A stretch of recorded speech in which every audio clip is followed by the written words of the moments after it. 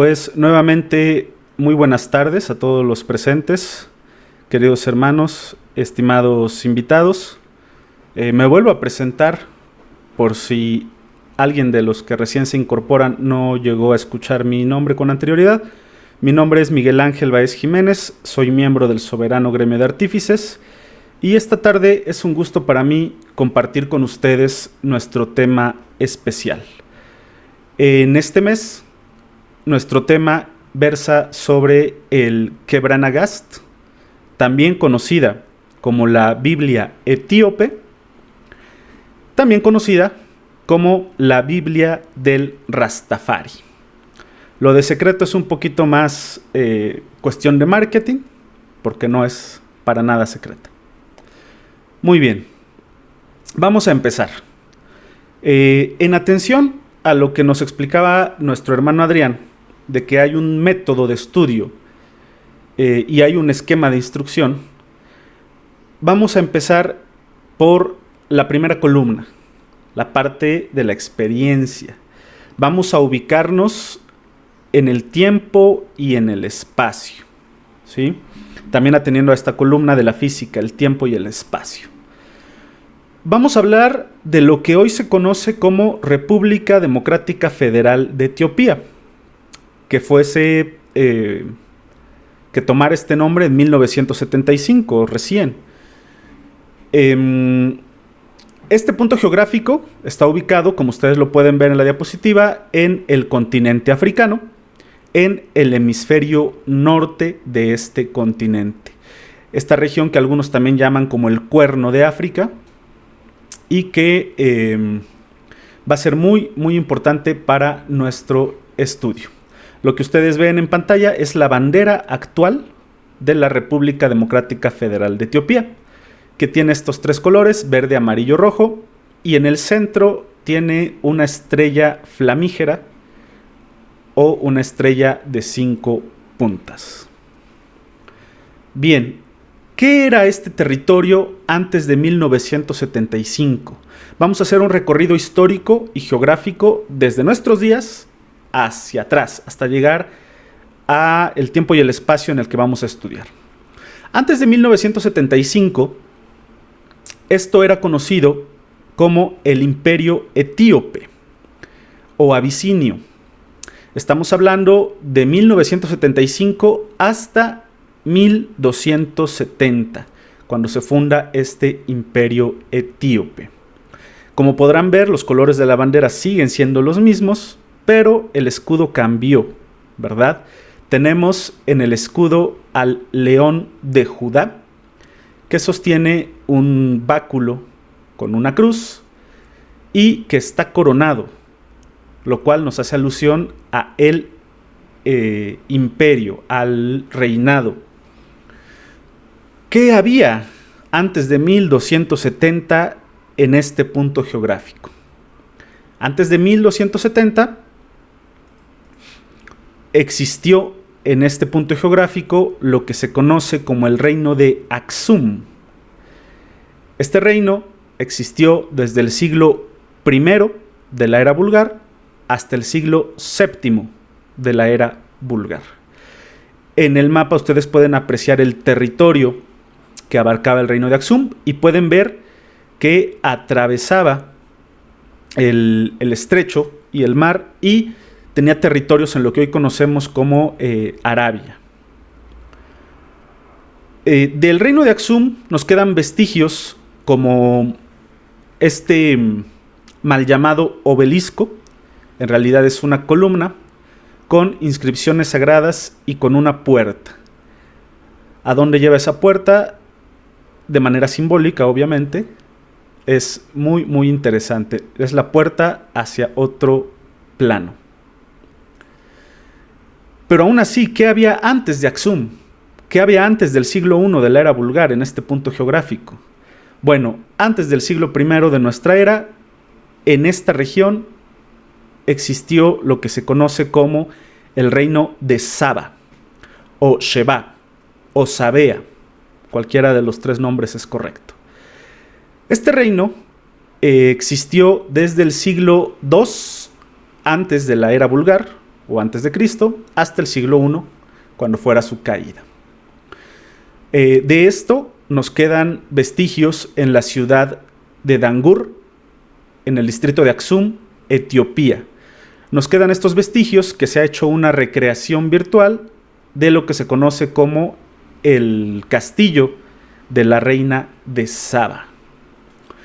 Y nótese que el reino de Saba era presidido o era dirigido por una reina, a diferencia de todos los anteriores que fueron presididos por un rey. Y esa transición de matriarcado a patriarcado es precisamente uno de los temas que vamos a tocar más adelante. Hasta el día de hoy, en Saná, en la ciudad de Saná, también quedan vestigios y hay una controversia entre los arqueólogos si la capital del reino de Saba realmente estaba en Aksum o estaba en Saná. De cualquier forma, era parte del mismo territorio. Muy bien, una vez que ya nos ubicamos en el tiempo y en el espacio, estamos hablando de el siglo II antes de nuestra era. Ahora vamos a entrar en materia. ¿Qué es el Kebra Nagast?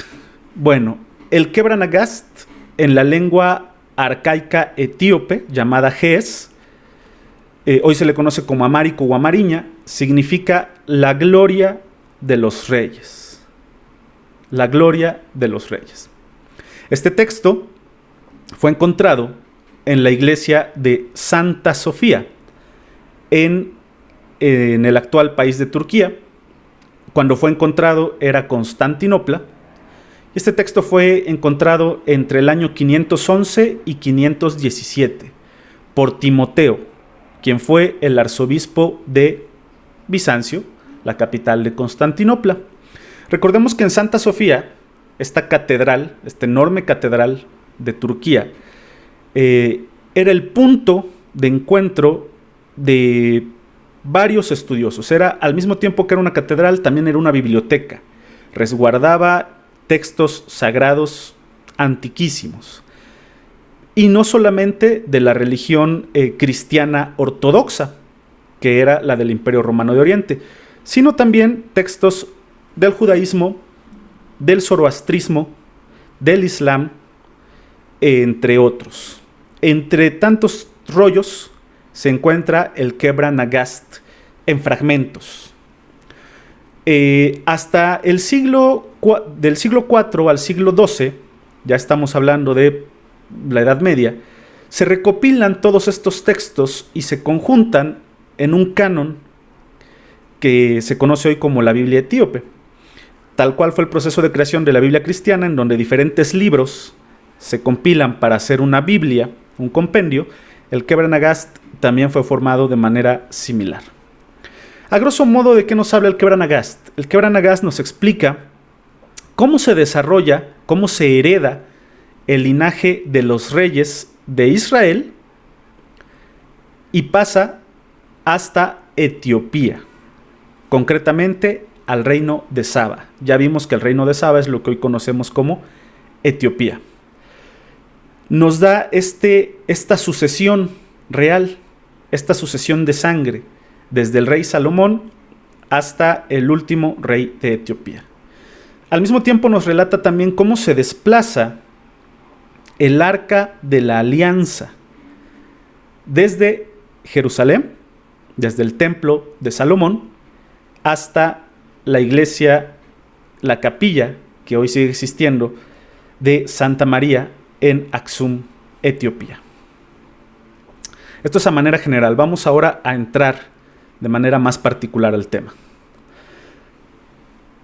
¿Qué es el Arca de la Alianza?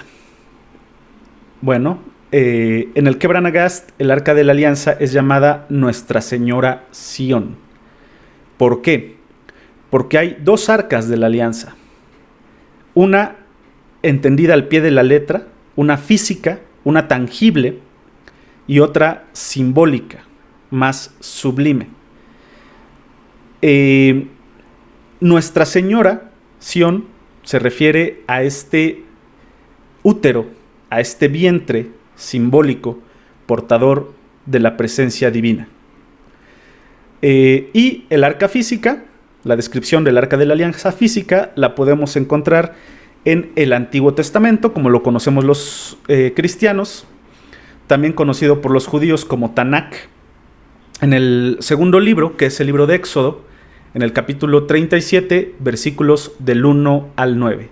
Ahí está detallado de manera muy específica, de manera física, cómo Yahvé, el Dios de los hebreos, da las instrucciones exactas y meticulosas de cómo debía construirse este artefacto, este receptáculo.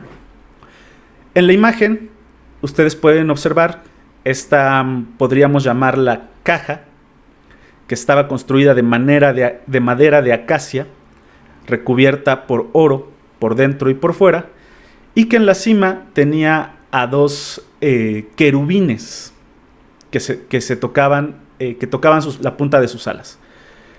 Aquí abro un paréntesis. Cuando uno escucha querubín, probablemente venga a su mente un angelito infante, regordete, muy bonito y encantador. Esa imagen es errónea. Esa imagen es la que nos han heredado los pintores del Renacimiento acerca de un querubín. Realmente un querubín era un ser aterrador. Era mucho más parecido a lo que se conoce como la esfinge, pero no la esfinge egipcia, sino la esfinge griega, que es otra de las imágenes que ustedes ven en esa diapositiva. Era un ser que mezclaba los 4 animales sagrados: el león, el toro, el águila y el humano. Estos mismos 4 animales que hasta nuestros días representan a los 4 evangelistas y que se remontan a escuelas mistéricas mucho más antiguas que el cristianismo. Entonces, estas criaturas, estos 2 querubines, eran los que coronaban el arca de la alianza. De manera física, de manera material, este receptáculo sagrado fue construido por Bezalel, un artífice contemporáneo de Moisés. Moisés es quien le da las indicaciones y Bezalel la construye. Y de manera física se dice que contiene las segundas tablas de la ley. Estas tablas de la ley, que eran 2 estelas de piedra, que Moisés, cuando sube al monte Sinaí, Dios le dice que las escriba, conocidos por los cristianos como los 10 mandamientos, por los judíos como la ley de Moisés o la ley mosaica. Cuando baja Moisés del monte Sinaí a entregar la ley sagrada al pueblo de Israel, se da cuenta que el pueblo de Israel ha caído nuevamente en la idolatría y está alabando al becerro de oro, al Baal de oro. Moisés se encoleriza y estrella contra el suelo estas primeras tablas de la ley. Después de que pasa este acontecimiento, Moisés sube nuevamente al monte Sinaí a hablar con Dios, y lejos de acusar a su pueblo o de pedirle a Dios que castigue a su pueblo por idólatra, intercede por él ante Yahvé y le pide que lo perdone y que le dé una nueva oportunidad para demostrarle su fe. Es entonces cuando Yahvé acepta hacer este pacto, y Yahvé mismo es el que burila otro nuevo par de tablas de la ley sagrado, con el cual baja Moisés nuevamente al pueblo de Israel, lo lee ante todo el pueblo y se convierte en la ley mosaica del pueblo de Israel y de la religión judía. Se dice que cuando se construye el arca de la alianza, estas tablillas son las que están contenidas dentro del arca de la alianza. Esto es de manera física, de manera al pie de la letra, como lo leemos en el Antiguo Testamento. Sin embargo, hay más. Realmente, ¿qué contiene el arca de la alianza?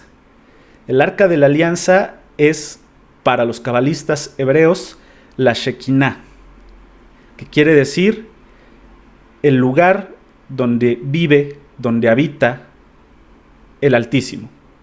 Yahvé es la casa de Dios. Y se dice por los cabalistas que quien tenga acceso al Arca de la Alianza va a tener un medio físico y espiritual para hablar, para comunicarse con el Altísimo, con el Todopoderoso. Es por eso que el Arca de la Alianza ha sido buscada y rebuscada por muchos y por muchas organizaciones, ¿no? Por mencionar algunos, recordemos a la Orden de los Pobres Caballeros del Temple, los Templarios, ni qué decir de la Primera, Segunda Guerra Mundial, Adolf Hitler, Benito Mussolini, etcétera, etcétera, Napoleón. Todo mundo ha buscado el Arca de la Alianza. ¿Por qué? Porque es el vehículo, es el instrumento para comunicar con el Altísimo. Bien, una vez que ya definimos qué es el Arca de la Alianza, hagamos un poquito de historia. Este Arca de la Alianza ya dijimos que fue construido bajo indicaciones de Yahvé, pero materializado por el patriarca Moisés. El pueblo hebreo, después de haber salido de Egipto, vaga por el desierto. Es un pueblo en busca de la tierra prometida, la tierra que les promete su Dios Yahvé. Es un pueblo nómada, es un pueblo que nunca construyó ciudades, al menos en un principio, que vivían en tiendas, pastoreando, guiando a su rebaño. Por lo tanto, el Arca de la Alianza se le resguardaba en algo que se le conoce como el tabernáculo. También en el Antiguo Testamento encontramos una descripción acerca de qué características tenía. En las imágenes de la izquierda ustedes pueden ver en la parte superior una recreación pictográfica del tabernáculo, y en la fotografía del medio ustedes pueden ver una recreación real que existe hoy en nuestros días en Israel del tabernáculo. Esta es una atracción turística, cualquiera puede ir a visitarla. Pero lo interesante es que el tabernáculo, así como el Arca de la Alianza, no estaban fijos en un punto, sino que se movían con el pueblo de Israel. Recordemos estas columnas, esta columna que guiaba el éxodo, ¿no? La columna de fuego.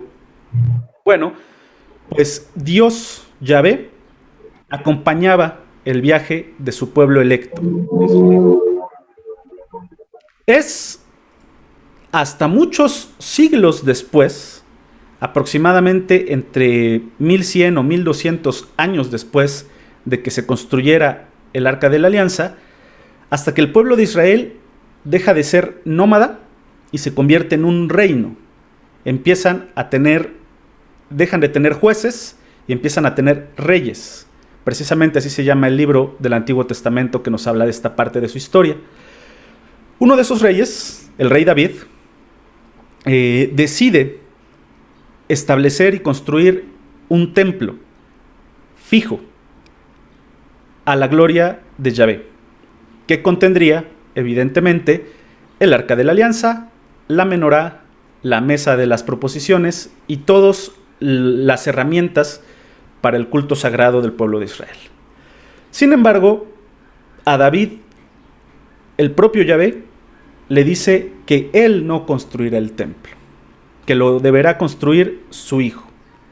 Y es entonces su hijo, Salomón, quien finalmente erige este templo. En la imagen de la izquierda ustedes pueden ver un esquema aproximado de una recreación del templo de Salomón, el cual estaba dividido en 3 cámaras. El atrio, que era, podríamos llamarlo el patio del templo, en donde se celebraban los oficios religiosos del pueblo de Israel.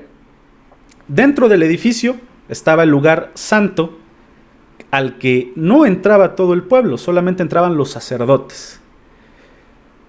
Pero más allá estaba el Sancta Sanctorum, o el lugar santísimo, donde estaba el Arca de la Alianza y donde solamente el sumo sacerdote del pueblo de Israel podía acceder una vez al año, después de haber hecho ritos de purificación y de invocación para hablar directamente con el Altísimo. Entonces, el arca, durante aproximadamente 12 siglos, acompañó al pueblo de Israel en su travesía por el desierto, por las tierras de Canaán. Una vez que se construyó el templo por el rey Salomón, permaneció solamente unos cuantos meses en ese templo edificado para ella, y el Kebra Nagast nos cuenta cómo Nuestra Señora Sión, el Arca de la Alianza, es desplazada desde el templo de Salomón hasta Etiopía.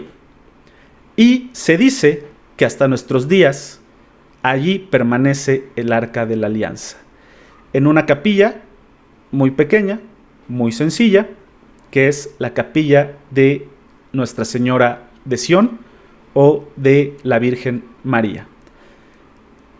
Bien, ¿cómo fue? ¿Cómo fue que el Arca de la Alianza llegó a Etiopía? Eso nos lo dice el Kebra Nagast. Regresamos nuevamente. En nuestra Biblia común y corriente que todos tenemos en casa, en el Antiguo Testamento, específicamente en el libro de Reyes, en el capítulo 10, del versículo 1 al 13, unos cuantos párrafos nos hablan de cómo la reina de Saba, a quien ni siquiera se le da un nombre propio, solamente se le menciona como la reina de Saba, visita al rey Salomón, el patriarca de Israel. Se dice que lo visita, que ambos son sabios, que está ahí un cierto tiempo y después regresa a su tierra, sin pena ni gloria. Eso es lo que nos dice el Antiguo Testamento. Ahora, ¿qué nos dice el Kebra Nagast? El Kebra Nagast nos explica con lujo de detalle esa visita de la reina de Saba al rey Salomón en Israel.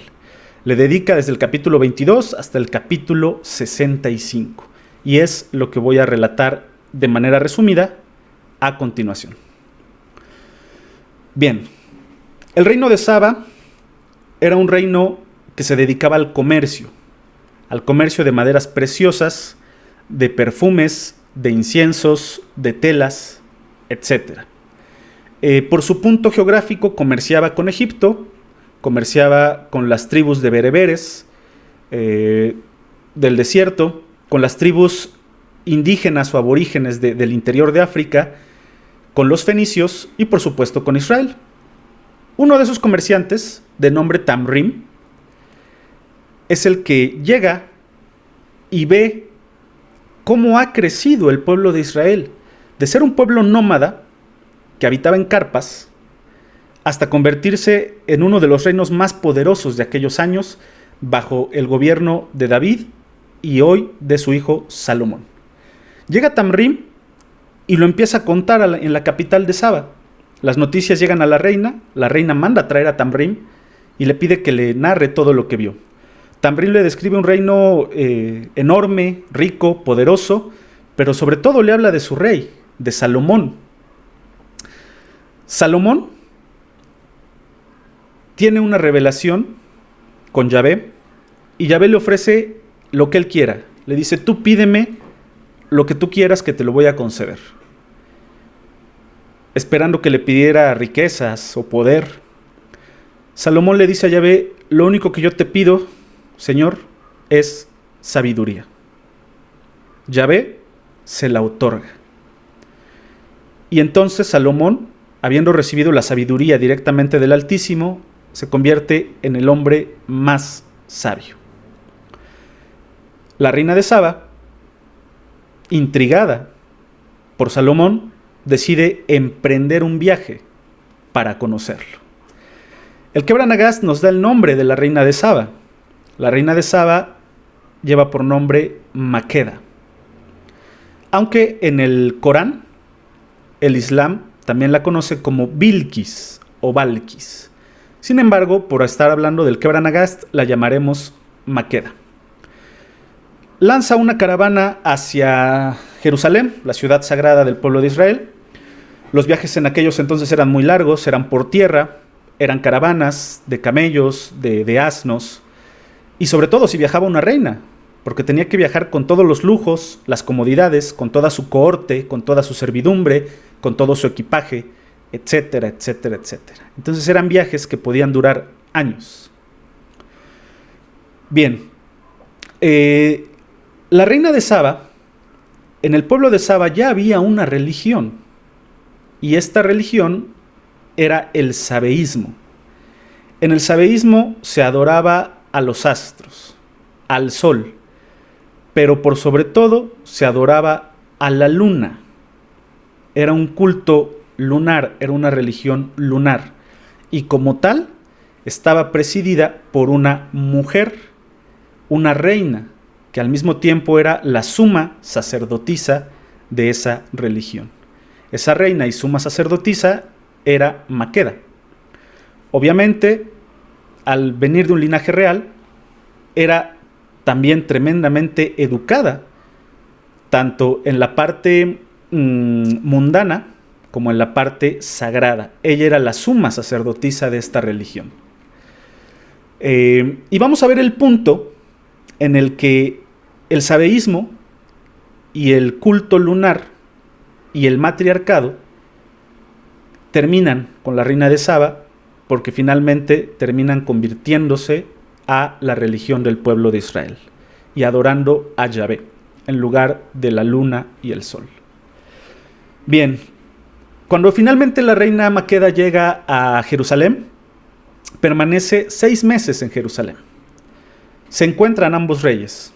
Se encuentra Salomón, se encuentra Maqueda, ambos reyes de un poderoso reino, ambos sabios, ambos sacerdotes, ambos iniciados en diferentes ritos y cultos.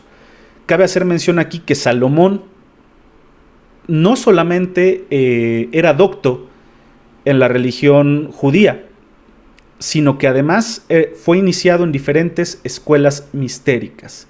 Se dice de él que controlaba a su albedrío a fuerzas y a seres de muy diferente índole. No me voy a meter en profundidades, eso sería tema de otra charla, pero bueno. La reina de Saba también. Entonces se veían entre iguales, lo cual era algo rarísimo para aquellos años, y sobre todo en Israel, caracterizada por ser una sociedad patriarcal, en donde las mujeres valían poco menos que nada. Entonces encontrarse una reina del mismo tamaño que Salomón ya era en sí impresionante, pero además era hermosa, y además era sabia, y además conocía lo mismo que Salomón, estaban versados en las mismas artes. También, cosa importante, la reina de Saba presenció los últimos toques de la construcción del templo de Jerusalén. Obviamente conoció a sus constructores, entre ellos al arquitecto y al maestro Hiram Aviv, quien fuera el encargado de esta construcción del templo. Así las cosas, pasó lo que fue la voluntad del Señor, es decir, que terminaron por enamorarse estos dos reyes. Sin embargo, la reina de Saba, como suma sacerdotisa de su religión, era virgen y debía permanecer virgen para seguir en contacto con sus deidades. Por lo tanto, le pide a Salomón que, aunque ella esté como huésped en su casa, y como en Israel se acostumbraba que el jefe de la casa podía hacer lo que le plazca, Maqueda le dice: prométeme que no vas a tomar mi virginidad. Y entonces Salomón, tan sabio y tan astuto como era, hace un juramento y le dice, cito al Quebranagast en su capítulo 30, prometo que no te tomaré por la fuerza, pero tú tendrás que prometerme que no tomarás por la fuerza ninguna cosa que esté en mi casa. Y Maqueda, por supuesto, acepta, ¿no? Pensando, yo no soy ninguna ladrona, ¿por qué habría de tomar algo a la fuerza de tu casa? Si a mí lo que me sobran son riquezas, ¿no? Bueno, hacen este pacto, la reina se va a sus aposentos y, como cada noche, el sirviente lleva vino, agua, pan, fruta a los aposentos de la reina y se retira, ¿no? La reina Maqueda, a mitad de la noche, se despierta con sed, va, se sirve un vaso de agua, lo toma, tan normal. Lo que no sabía Maqueda es que los sirvientes la estaban espiando. Y al otro día, Salomón le dice: has roto tu juramento. ¿Por qué? Porque has tomado algo de mi casa sin mi consentimiento. ¿Qué es lo que tomó Maqueda? Un simple y sencillo vaso de agua. Y así rompió su juramento. Y así Salomón estaba legitimado para tomar la virginidad de Maqueda a la fuerza. Aunque realmente no fue por la fuerza, yacieron juntos. Maqueda pierde su virginidad y Salomón, después de tomar la virginidad de Maqueda, tiene una visión profética. Y vuelvo a citar al Quebranagast. Vio el sol ardiente bajar del paraíso e iluminar con increíble resplandor la tierra de Israel. El sol se quedaba en aquella posición cierto tiempo, pero de repente se apartaba y volaba hasta el reino de Etiopía, donde resplandecía con inmensa luz, ya que había querido quedarse ahí. El sol representa a Yahvé, que habitaba con el pueblo de Israel, pero que Israel cae de su gracia y entonces, por voluntad de Dios, se va hacia Etiopía y ahí queda hasta nuestros días. Bueno, el fruto de este encuentro entre ambos soberanos es el hijo primogénito de Salomón, el cual por supuesto no aparece en la Biblia. Pero el Quebranagast nos cuenta que de regreso, después de estos 6 meses, la reina Maqueda regresa a Saba y en el camino, porque recordemos que los viajes eran muy largos, da a luz a el hijo primogénito de Salomón, el cual toma por nombre Vaina Lechem, que en lengua amárica significa el hijo del sabio. Llega la reina de Saba a su tierra, el hijo es educado en el sabeísmo, de acuerdo a los usos y costumbres de su nación, crece hasta su mayoría de edad. Cuando Vaina Lechem alcanza la mayoría de edad, le pregunta a su madre por su padre: ¿quién es mi padre? Y Maqueda le cuenta la historia fabulosa de Salomón, el reino de Israel y la sabiduría de su padre. Vaina Lechem decide emprender nuevamente un viaje para conocer a su padre. Llega Vaina Lechem a Jerusalén y Salomón, al verlo, lo reconoce inmediatamente porque es la viva imagen de su padre, del padre de Salomón, de David, o sea, el abuelo de Vaina Lechem. Y Salomón lo reconoce como su hijo primogénito y le dice que su destino es reinar en Jerusalén a la muerte de Salomón. Le ofrece el reino, lo unge, lo reconoce como su hijo y al ungirlo le cambia el nombre idólatra de Saba y le pone un nombre hebreo. Es llamado David II, en honor a su abuelo, el rey David. Así las cosas, Maqueda se entera de que Salomón pretende no dejar regresar a su hijo a Saba. Maqueda envía mensajeros y le pide encarecidamente que permita a su hijo regresar a su tierra, con su madre, a Saba. Y le dice que si lo permite, le ofrece a cambio que Saba va a ser una extensión del reino de Israel y que abandonarán a sus falsos dioses para convertirse a la religión del verdadero y único Dios Yahvé. Salomón acepta y permite que David II regrese a su tierra, pero para ayudar o para vigilar que la promesa de Maqueda haya sido cierta y sea cumplida, envía con David a todos los primogénitos de los hombres importantes del pueblo de Israel. Todos los sacerdotes y todos los jefes militares deben enviar a sus hijos varones primogénitos de regreso a Saba con David. Así lo hacen, pero dos de ellos, los hijos de los sumos sacerdotes, Azarías y Elmeía, fraguan un plan. ¿Cuál es ese plan? El ángel de Dios se aparece ante uno de estos primogénitos, ante Azarías, y le dice que debe ofrecer a Dios el sacrificio de 4 cabras. ¿Por qué? Porque el ángel de Dios le dice que deben llevarse el arca de la alianza con ellos hasta Etiopía.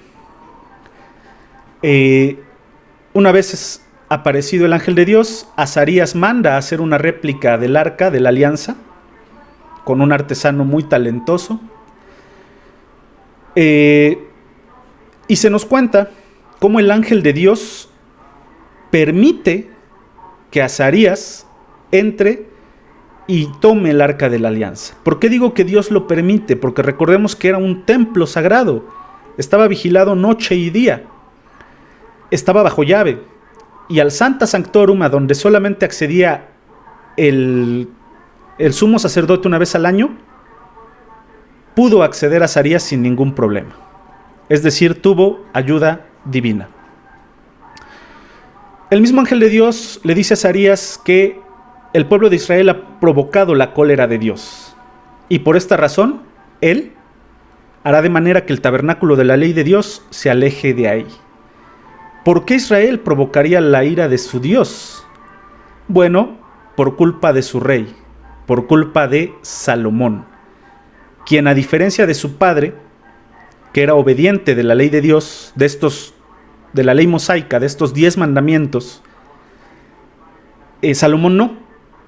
Era tanta su sabiduría que empezó a estudiar de más, y empezó a estudiar otros dioses, otros cultos, otras ceremonias, y a practicar otros rituales, además del de Yahvé. Es por eso que Yahvé se encoleriza y decide alejarse del pueblo de Israel. Efectivamente, después de Salomón, el reino de Israel se divide en 2 y empieza su descomposición, que acarrearía siglos más tarde a la diáspora judía, etcétera, etcétera, etcétera. Pero eso es otra historia. Se cuenta que a partir de ese punto, Yahvé abandona a su pueblo elegido y elige a uno nuevo, al pueblo de Etiopía. Si Dios no hubiera querido, Sión, el arca, no habría podido ser llevada fuera. Sin embargo, así fue la voluntad.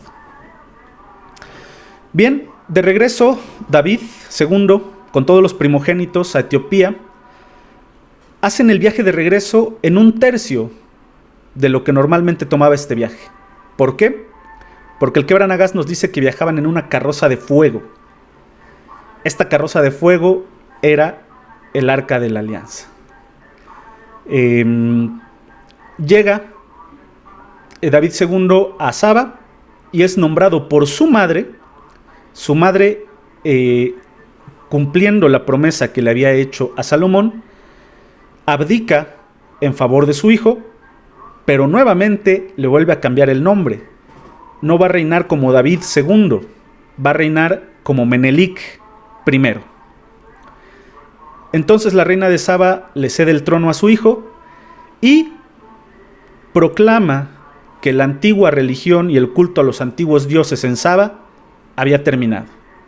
Ahora iban a adorar al único y verdadero Dios, que era el Dios de Israel. Bien, el sumo sacerdote de Israel se da cuenta de que el arca fue sustraída y de que tienen una vil copia. Le avisa a Salomón. Salomón convoca a todo su ejército para ir detrás de estos profanadores y ladrones y darles muerte, no importando que fuera su propio hijo. Sin embargo, jamás logra darles alcance, porque los primogénitos, recordemos que viajaban en una carroza de fuego.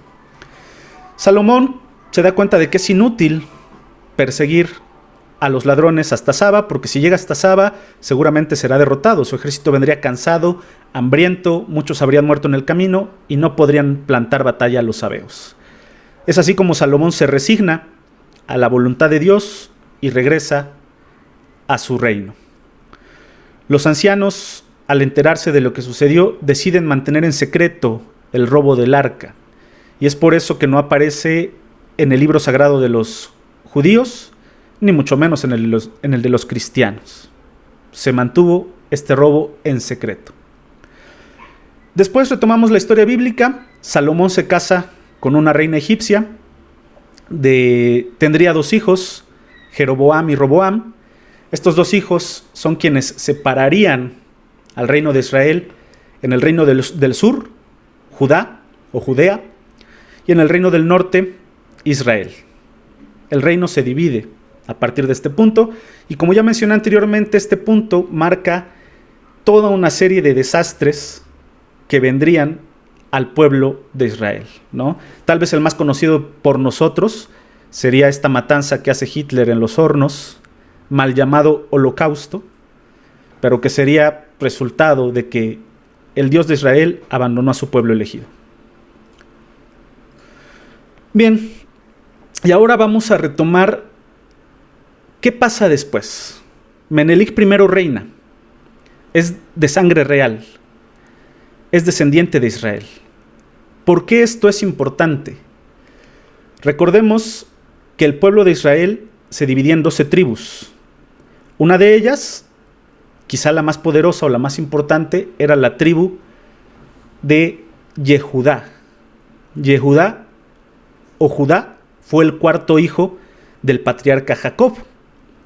Recordemos que cuando Jacob hace un pacto con Yahvé, también lo renombra, le cambia el nombre, deja de llamarse Jacob y ahora se llamará Israel. Jacob le otorga simbólicamente un león a su 4º hijo, a Yehudá, cuando lo bendice y lo llama: tú eres el cachorro del león. Desde entonces, el león es el animal simbólico de esta tribu de Judá. Y los profetas del pueblo de Israel han dicho durante siglos que el Salvador, que el Mesías, vendrá de la tribu de Judá. David, Salomón eran de esta tribu. El maestro Jesús, a través de su padre José, era descendiente de esta tribu. Menelik I, el primer rey de Etiopía, era de la tribu de Judá. Y Haile Selassie, de quien hablaremos más adelante, también era descendiente de esta tribu de Judá. El león simboliza el fuego, pero no el fuego vulgar que tenemos en una fogata cualquiera. Significa el fuego purificador. También simboliza el sol, al oro filosófico, al oro de los sabios, el oro de los alquimistas, representado por el color amarillo. Pasan los años, ya vimos un poco de la historia del reino de Saba. El reino de Saba cae, vienen otros reinos, pero lo que se mantuvo fueron los reyes. Por eso el Kebra Nagast se llama la gloria de los reyes. En Etiopía, desde épocas de Saba hasta épocas muy recientes del siglo pasado, siempre había reinado un descendiente de Salomón o de la tribu de Judá. Así, después de 225 reyes, llegamos hasta, pasando por la dinastía Sagüe, de 1137 a 1270, después la dinastía salomónica, hasta 1975, llega Haile Selassie, el último de los reyes de la dinastía salomónica. ¿Por qué es importante Haile Selassie? Porque para el Kebra Nagast y para los Rastafaris, Haile Selassie es la tercera materialización, la tercera reencarnación del Altísimo, de Yahvé o de Yah. Es decir, Haile Selassie es la reencarnación de el Maestro Jesús. Y aquí pasamos a otro punto importante de esta conversación, que es la religión Rastafari. ¿Por qué el Quebra-Nagasta es la Biblia del Rastafari? Bueno, porque en amárico, que es la lengua de Etiopía, Ras significa jefe o cabeza. Y Tafari es el nombre de Haile Selassie. Pero en amárico también Tafari significa creador. Haile Selassie en amárico se llama Tafari Makonnen. Y de ahí Ras Tafari quiere decir cabeza creadora. Ras Tafari en amárico es cabeza creadora. El nombre occidental de Tafari Makonnen fue Haile Selassie. Naciera el 23 de julio de 1892 y desencarnara el 27 de agosto de 1975. Haile Selassie fue llamado el Negus Nagast, que en amárico quiere decir rey de reyes. El Ras Tafari, el jefe creador. El Negus Tafari, el rey Tafari. El león de Judá. Como ya vimos, una de las materializaciones más del Altísimo. Lo vemos en esta foto con su uniforme militar y con algunas de las medallas de honor otorgadas por prácticamente todos los países del mundo. Prácticamente todos los países del mundo lo reconocieron con la más alta de sus medallas de honor. México no sería la excepción. México le otorgó la medalla del Águila Real, que es la más alta condecoración que este país entrega a un extranjero. Es decir, ¿qué quiero decir con esto de las medallas? No porque se vean bonitas en el uniforme, sino porque Haile Selassie fue reconocido por todo el mundo actual. Lo reconocieron ¿por qué? Por ser descendiente de sangre real, del rey Salomón. Y es así como desde Etiopía, desde Saba, llegamos hasta nuestros días a la isla de Jamaica para ver cómo se funda la religión Rastafari. Esta isla de Jamaica fue una colonia española cuando en 1494 Cristóbal Colón llega a sus territorios y la toma para el reino de España. Sería así hasta que en 1596 los corsarios británicos, ingleses, mal llamados piratas, eran corsarios porque los amparaba la patente, la carta patente de corso, que les daba autorización del rey británico para asaltar a los galeones españoles.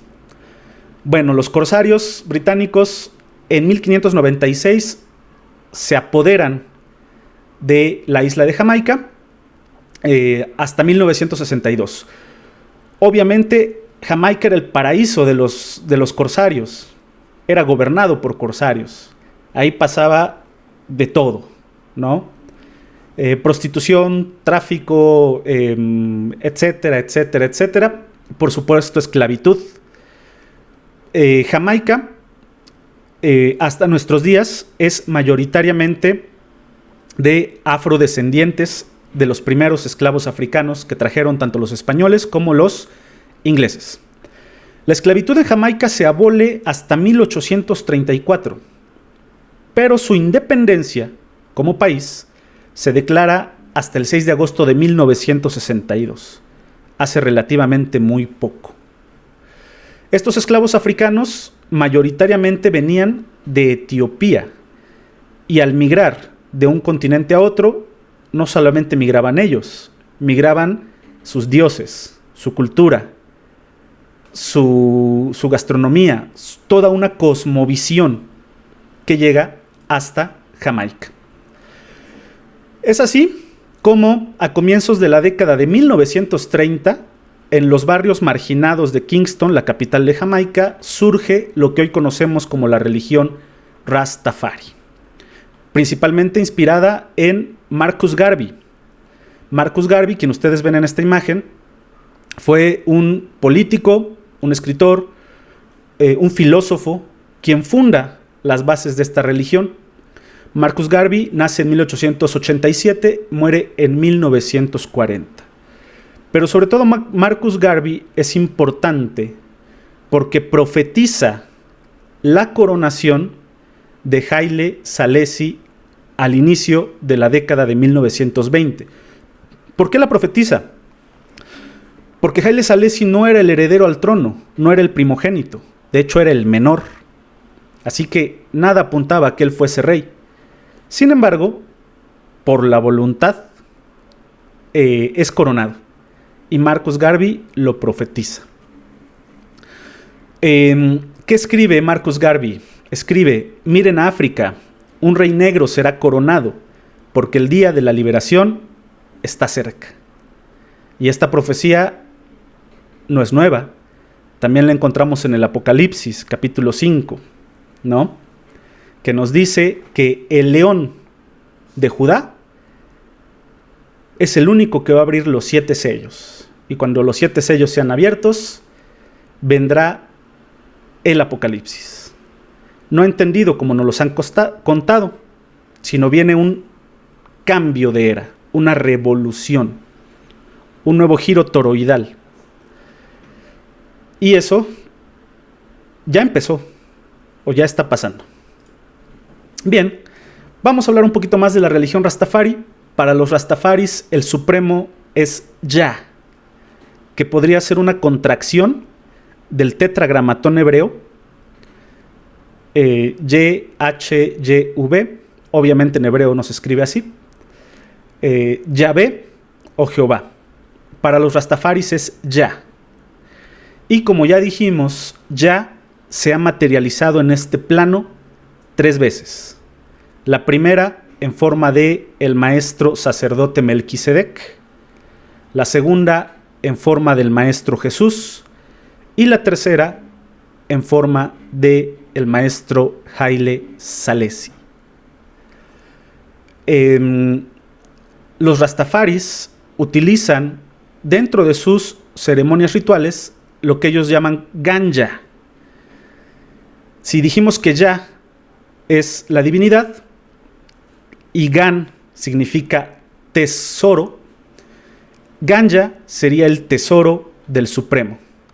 Ganja es lo que nosotros conocemos como cannabis sativa o marihuana. ¿Ok? ¿Qué otra cosa es importante en la religión Rastafari? Los dreadlocks. Recordemos que en Jamaica se habla inglés, es colonia británica. Bueno, los dreadlocks, que nosotros llamamos rastas, significan dread, temor, y lock, cerradura. Es decir, un dreadlock es algo cerrado por el temor. ¿Por qué cerrado por el temor? Bueno, porque entre los judíos ortodoxos está la tradición del nazireato o nazareato. Es decir, apartados. En hebreo, nazir significa separado para Dios, apartado para Dios. Había ciertos varones de Israel que sus madres apartaban para Dios. Estos seres iban a estar dedicados a Dios. Uno de ellos, quizá el más famoso, es Sansón, el juez. Recordemos que Sansón tenía prohibido cortarse la cabellera porque de ahí obtenía su fuerza. Pero no solo Sansón, todos los nazareos, todos los separados para Dios, tenían prohibido cortarse el cabello y la barba. Es por eso que también los judíos ortodoxos, hasta nuestros días, se dejan el cabello largo y la barba sin cortar. Bueno, los rastas, rasta es el nombre apropiado para quien predica la religión Rastafari. Los rastas no cortan su cabello ni sus barbas por las mismas razones, porque están separados para Dios. La diferencia, obviamente, es que a los judíos se les hacen unos rizos cuando se dejan el cabello largo, y a los rastas se les hacen estos dreadlocks, ¿no? Bien, entonces nos damos cuenta cómo la religión Rastafari, que tiene sus raíces tan profundas, tan importantes, tan simbólicas, se ha convertido en una burla, en una caricatura. Ahí en la imagen ustedes pueden ver en la parte superior a los verdaderos rastas, a los verdaderos practicantes del rastafarismo. Quiero que observen la estola que lleva uno de ellos, en donde tiene símbolos muy importantes. Vemos ahí a Haile Selassie, la foto de Haile Selassie. Dijimos que es la tercera materialización de Jah. También encontramos la menorá, que es este candelabro de 7 brazos. Después tenemos a la estrella de 6 puntas, o el sello de Salomón, que hasta el día de hoy ese sello es el escudo de la bandera de Israel. Es el sello de Salomón. Y en la parte inferior tenemos al pez, que es el símbolo del pescador de hombres, de Jesús. También vemos cómo se cubre en la cabeza, en reminiscencia a las kipás que también utilizan los judíos ortodoxos. Y en la parte inferior vemos la cultura pop, o yo lo llamaría la ignorancia, de cómo a veces muchos de nosotros, solo por imitación, solo por seguir a los demás, imitamos cosas que no tenemos ni la más mínima idea de lo que significan, ¿no?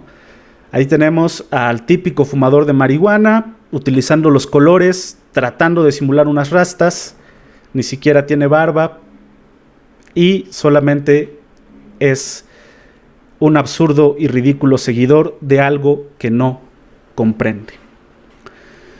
Pues bien, de esta manera es como abuelo de pájaro hemos analizado el Kebra Nagast, la Biblia etíope y la Biblia del Rastafari. No me gustaría finalizar mi presentación sin invitarlos a dudar de todo lo que les he dicho, a desconfiar de todas y cada una de mis palabras, porque yo no poseo la verdad. Yo los invito a que esto sea una introducción para que ustedes hagan sus propias investigaciones, sus propios estudios y se aproximen a su propia verdad. Es cuanto, queridos hermanos, es cuanto, estimados invitados, y es cuanto, hermano Uriel. Regreso la palabra.